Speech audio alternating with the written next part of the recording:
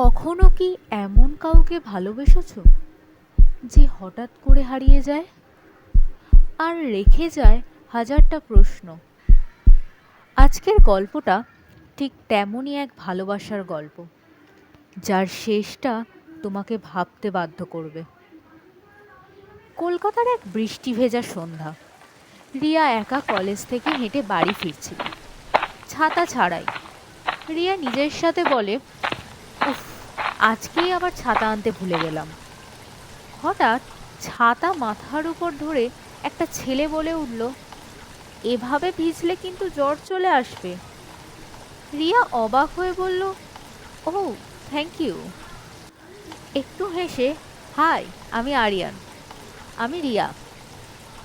সেই এক ছাতার নিচে শুরু হয়েছিল এক অদ্ভুত গল্প।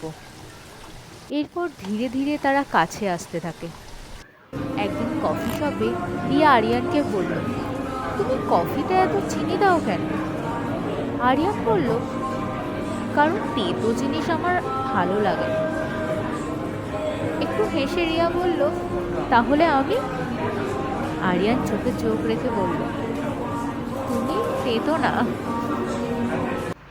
এইভাবেই দিন যেতে লাগলো। হাসি, গল্প আর ছোট ছোট মুহূর্তে ভরে উঠল তাদের সম্পর্ক। একদিন গঙ্গার ধারে রিয়া আরিয়ানকে বলল, তুমি জানো, তোমার সাথে সময় কাটাতে খুব ভালো লাগে। আরিয়ান নরম স্বরে বলল, আমারও। এরপরই রিয়া একটু সন্দেহজনকভাবে বলল, কিন্তু একটা কথা। বলো। তুমি নিজের সম্পর্কে কিছুই বলো না কেন? কিছুক্ষণ নীরবতা থাকার পর আরিয়ান একটু হালকা হাসি দিয়ে বলে উঠল, সব কথা ঠিক সময় বলা ভালো। এই কথাটাই রিয়ার মনে একটা অজানা রহস্য রেখে গেল। এই ঘটনার পরই একদিন হঠাৎ আরিয়ান হারিয়ে গেল। রিয়া আরিয়ানকে অনেকবার ফোনে চেষ্টা করতে থাকে, কিন্তু তাকে পায় না। হ্যালো, হ্যালো আরিয়ান, শোনো। আবার চেষ্টা করতে থাকে, কিন্তু না, আরিয়ানের ফোন সুইচড অফ। রিয়া চিন্তিত হয়ে ভাবতে থাকে, ফোন কেন বন্ধ? আরিয়ানের কি কোনো বিপদ হলো? রিয়া হতাশ হয়ে পড়ে। আরিয়ান, তুমি কোথায়? হঠাৎ একদিন আরিয়ান যেন অদৃশ্য হয়ে গেল। একদিন রিয়ার বাড়িতে চিঠি এসেছে। রিয়ার মা রিয়াকে ডেকে বলে, রিয়া, তোর নামে একটা চিঠি এসেছে। চিঠি? খাম খুলে রিয়া চিঠিটা পড়তে শুরু করলো। রিয়া, আমি জানি তুমি অনেক প্রশ্ন করবে, কিন্তু আমি আর ফিরতে পারবো না। আমি শুধু তোমার জীবনের ভুল সময়ের মানুষ ছিলাম। রিয়া কাঁদতে কাঁদতে বলে, না, এটা হতে পারে না। ভালো থেকো। ইতি, তোমার আরিয়ান। এই ঘটনার পর 1 বছর কেটে গেল। সময় এগিয়ে গেল, কিন্তু রিয়ার মনে সেই প্রশ্নটা রয়েই গেল। রিয়ার মা রিয়াকে বলল, তুই এখনো ওকে ভুলতে পারলি না? রিয়া চুপচাপ থেকে তার মাকে বলল, কিছু মানুষকে ভোলা যায় না মা।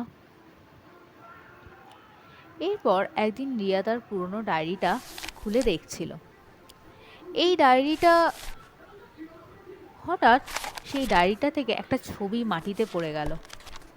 এটা, রিয়া মনে মনে সেই ছবিটা দেখে বলে উঠল, এই ছবিতে এই ছেলেটা তো, এই চোখ, এই হাসি, এটা তো আরিয়ান। ছবিটা দেখে রিয়ার হাত কেঁপে উঠল। রিয়া সঙ্গে সঙ্গে তার মায়ের কাছে গিয়ে বলল, মা, এই ছেলেটাকে? মা একটু চুপ হয়ে বলল, ও অয়ন। অয়ন? তোর ছোটবেলার বন্ধু, তোরা খুব কাছের ছিলি, কিন্তু একটা অ্যাক্সিডেন্টে ও ও মারা যায়। রিয়া ফিসফিস করে বলতে লাগলো, তাহলে আরিয়ান? মা একটু অবাক হয়ে বলল, কোন আরিয়ান? সেই রাতে রিয়া জানালার পাশে দাঁড়িয়েছিল। রিয়া জল ভরা চোখ নিয়ে বলতে লাগলো, তাহলে আমি কাকে ভালোবেসেছিলাম? এরপর হঠাৎই একটা ফিসফিসানি শব্দ রিয়ার কানে এলো। আমি কথা দিয়েছিলাম ফিরে আসবো। রিয়া একটু হালকা হেসে বলে, তুমি এসেছিলে?